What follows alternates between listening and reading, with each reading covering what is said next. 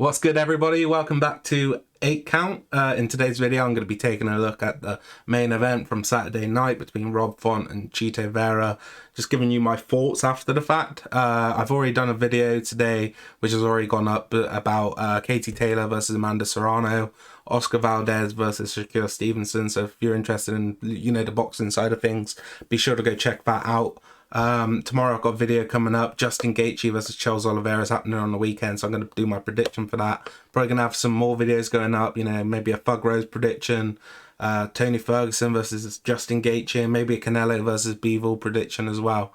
But let's just get straight into this video, guys. Yeah, what a fight this was. I thought it could have been a fight of the year candidate.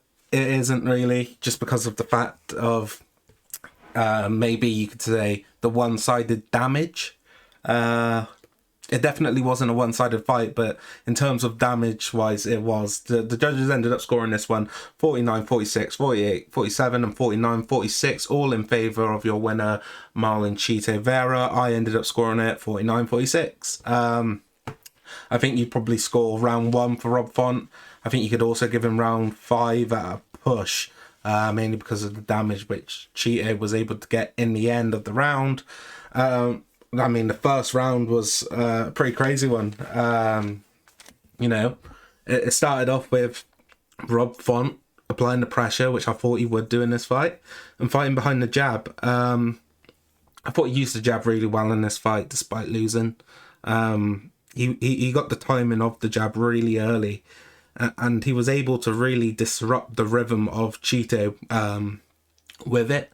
He was able to throw combinations off it as well. You're seeing him throw, a magnitude of whether it was him coming in with the jab, then going with the right straight, which he was having quite a lot of success with as well. I think you saw him switch as well to the hooks off the jab, so he could come back with the uppercut up the middle, which he was having quite a lot of success with as well in this fight. He was throwing the uppercut not only to the head but to the body. He was landing some hooks to the body as well, but the uppercut, he was able to land it a couple of different ways. You'd see him land it, whether he would be the one dictating the offense with it, so whether he was coming in, like I said, with the hooks and then coming through the middle with the uppercut. But you also saw Chito trying to crash into him quite early in the first round, and he was catching Chito with that uppercut quite nicely. In terms of Chito, you did see him, like I say, covering up or crashing in. A lot of the strikes which, Font was throwing, not all of them landed. Obviously, as you can see here, the total strikes, only 53% of them landed. So 273 of 520. So just under half of the strikes thrown he was missing. But a lot of them were being blocked or, catching the guard on the way in, which I think Chito did a great job with that defense at times, using more extended guard to kind of deflect and maybe take the sting out a lot of the offense of Rob Font. Round 2 looked really similar. You saw Chito kind of keep invested in the leg kicks, which he started in round 1. But, I thought Font was winning 4 minutes 30 of this round. I felt the volume was giving Chito problems, and you could see that jab was just working beautifully for him. Like I said, not everything landing clean, but still scoring. With 30 seconds left to go in the round, though, you did see Chito kind of go on the offensive, and he was able to kind of push Font back and cut off the cage. And I thought it was brilliant work by him as well, because he kind of cut the cage off in a way which Font could only go to his right-hand side, and as he went to circle out, Chito was kind of able to land with his leading, leaping in with the leading left hook, and he dropped Font with that shot. And, it was a real credit for Chito, because he put in the work of cutting off the cage in the correct way, not rushing it or following Font, and he got success for it. So I was really impressed by that. Round 3, you couldn't really tell that Font got dropped in the second, because he came out again as if nothing happened, which is kind of the story of this fight in a way, how Font recovered multiple times. Like I said, he's coming out as if nothing happened, and he's straight back on the front foot, looking to land with volume. I think in round 3 we might have seen him go for a takedown at one point. I think he scored one takedown in this fight. He did, and he held the back for a second along the fence line, but nothing too devastating on Chito's end. In round 3 as well, I think Font was still having success with those strikes he was throwing, but it's becoming more evident that Chito had switched the game plan up a bit in terms of, instead of just shelling up and then resetting, he was kind of catching Font as Font was exiting a lot of times. And I felt it was really good work from Chito, and I think it paid dividends as the fight went on. He was... the knockdown in this round was probably my favourite of the 3. Font had Chito against the fence. I think he had just landed a left, but he was like really loading up the right hand, and Chito was able to catch him with this short left hook and caught him right on the chin and really stunned Font bad.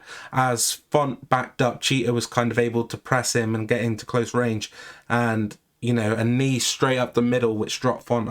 This was my favourite knockdown of the fight. It was beautiful. And he was able to end the round on top, I think, of Font. Round 4, we saw Font come out again as if nothing happened. He was really good. In terms of his recovery, he must be in some sort of crazy shape. And I can only imagine that there must have been some sort of issue to be the reason that he missed weight. I think, it was a similar story of terms of volume against damage. We saw Font go onto the front foot again, but like I said, Chito was finding more success as this fight went along in terms of being able to land cleanly on Font. Sorry. And with 2 minutes left in the round, Chito was in southpaw and he threw a jab into a lead, so right side kick to the chin. I think on the commentary they called this one a hook kick, but I'm pretty sure it's a side kick just because of the way it was chambered. A hook kick normally comes like round, but this was more just chambered straight out. Oh wait, sorry, like that. But yeah, and it was beautiful, man.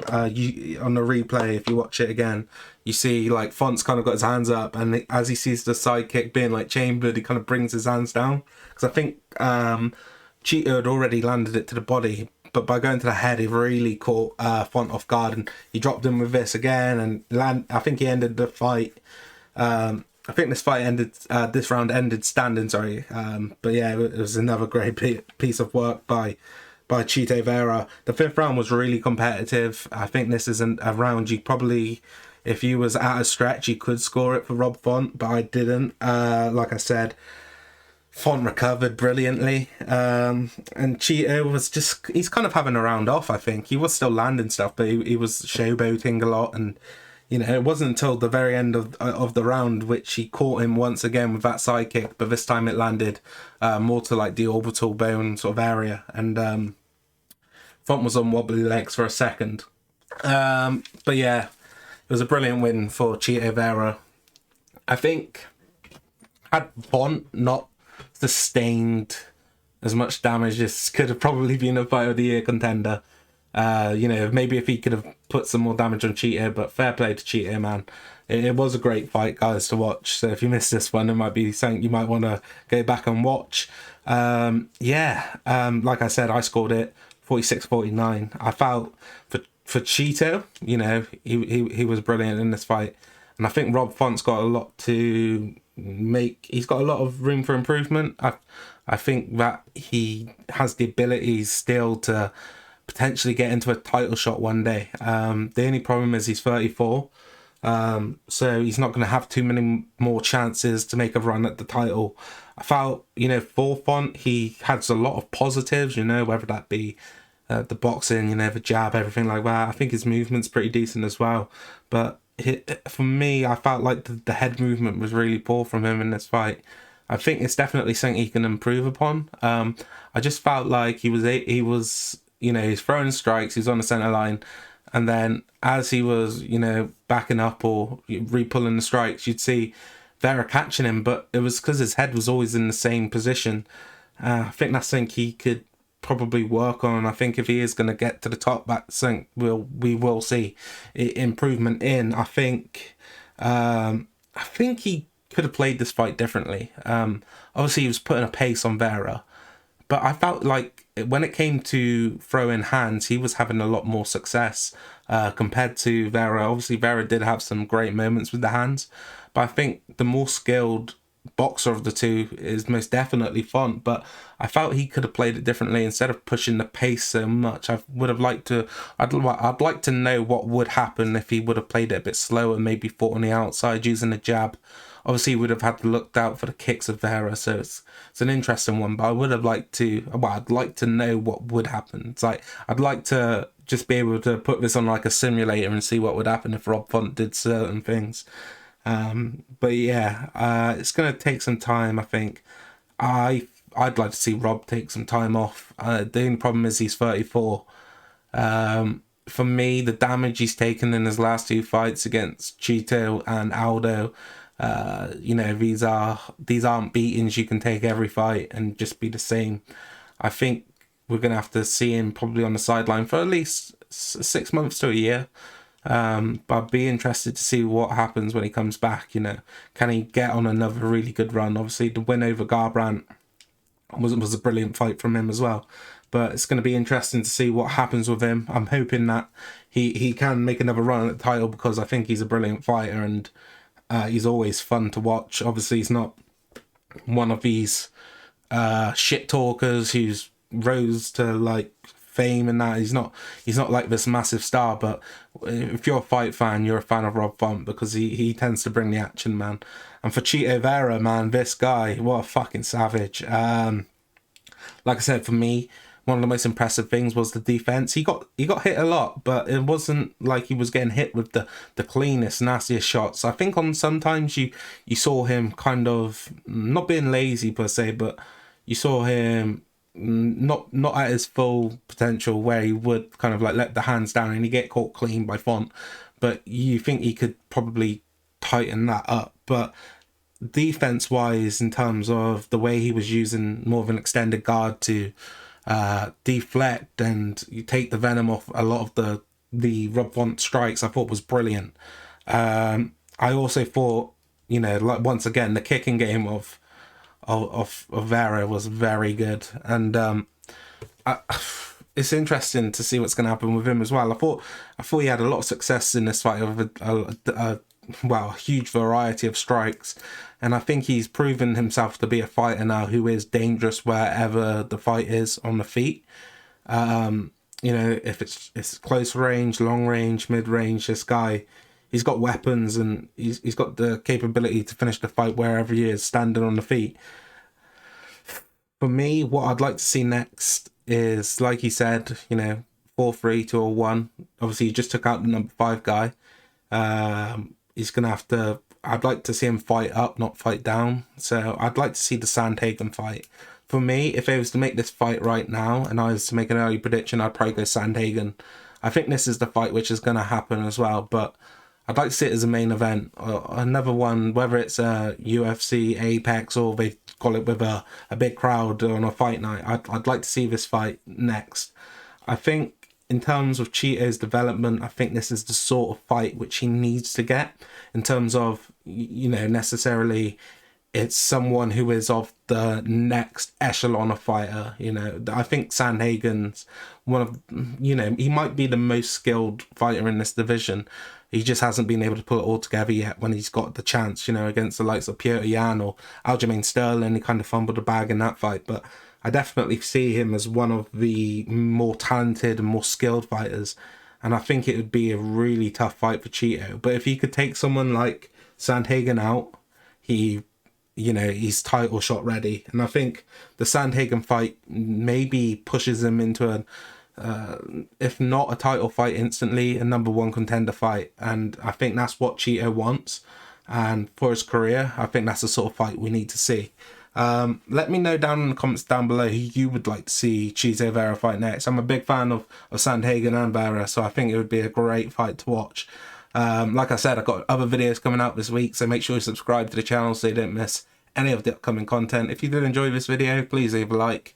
And Until next time, guys, take care of yourselves. I'll see you later. Bye.